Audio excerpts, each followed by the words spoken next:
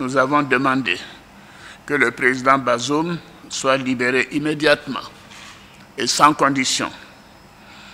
Troisièmement, nous avons demandé que le président Bazoum soit réinstallé dans ses fonctions de président du Niger afin de s'occuper de la gestion de son pays comme celle-ci lui a été confiée par le peuple nigérien. Les chefs d'État de la CEDEAO, bien sûr, une fois que ces conditions seront remplies, les chefs d'État de la CEDEAO demanderont au président Bazoum de faire preuve de clémence en vue du renforcement de la réconciliation et de la démocratie.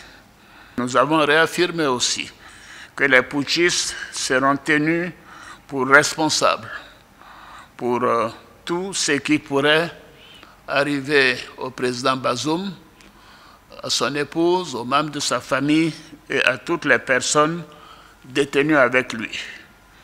Les putschistes sont tenus totalement responsables des sanctions imposées au Niger.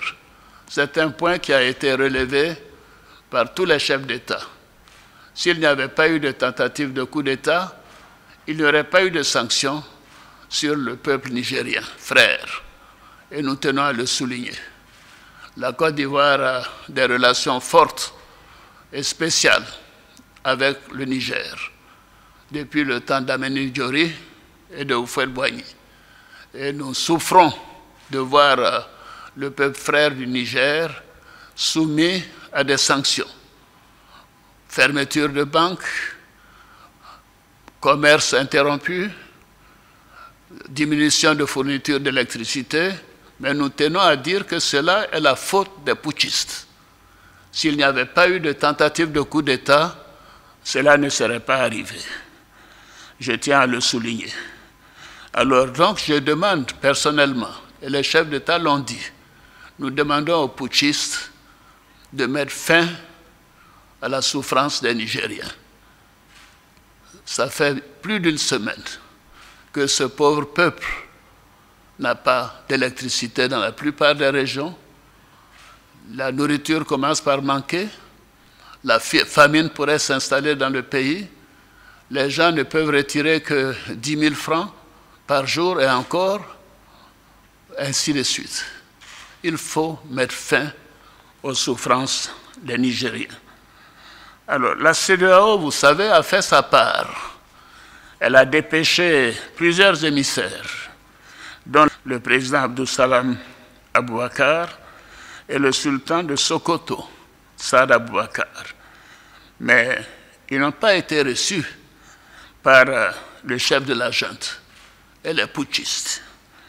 Cela est contraire à nos traditions africaines et constitue un manque de respect pour ces hautes personnalités, pour le Nigeria et pour toute la CEDEAO. Ce n'est pas acceptable. La CEDEAO, en fonction de toutes les informations que nous avons obtenues, le constat de manque de volonté de la part des putschistes de rendre le pouvoir au président démocratiquement élu, la CEDEAO, les chefs d'État ont décidé d'activer la force en attente et de déployer cette force pour rétablir l'ordre constitutionnel au Niger. Les chefs d'État ont marqué un accord donc, pour le déploiement des troupes d'un certain nombre de pays, dont la Côte d'Ivoire. La Côte d'Ivoire fournira un bataillon et a pris toutes les dispositions financières pour l'opération. Si elle doit durer 3 mois, les provisions seront faites au niveau budgétaire pour que nos soldats et nos officiers qui participeront à cette opération ne manquent de rien. Donc la Côte d'Ivoire est prête et je viens de donner instruction au chef d'état-major général des armées de commencer la mobilisation de ces troupes pour leur participation à cette opération de la CEDEAO. Je voudrais indiquer que ces décisions sont collectives, sont celles de la communauté des États de l'Afrique de l'Ouest.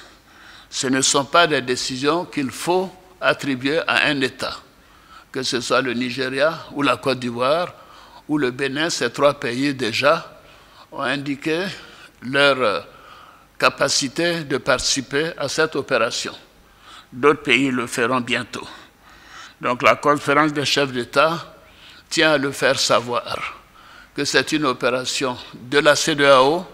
Ce n'est pas une opération des Nigérians contre les Nigériens ou des Béninois contre les Nigériens, puisque ces deux pays sont des pays voisins du Niger. Bien évidemment, ce n'est pas une opération ivoirienne contre nos frères nigériens. Mais nous sommes déterminés à réinstaller le président Bazoum dans ses fonctions de président démocratiquement élu de la République du Niger. Nous appliquons ainsi les textes et les protocoles de notre communauté. Alors, notre objectif, comme vous le constatez, est la paix et la stabilité dans notre sous-région. Et surtout, le bien-être de nos populations et le développement de nos pays. Depuis que des putschs sont arrivés dans la sous-région, on peut constater qu'aucun des pays où il y a eu un putsch n'a amélioré sa situation économique ou sa situation sécuritaire. Donc les coups d'État ne sont pas la solution. Et nous tenons à le faire savoir. C'est ce qui explique la gravité de cette situation et la volonté des chefs d'État que nous sommes à faire en sorte que cela cesse. Je vous remercie.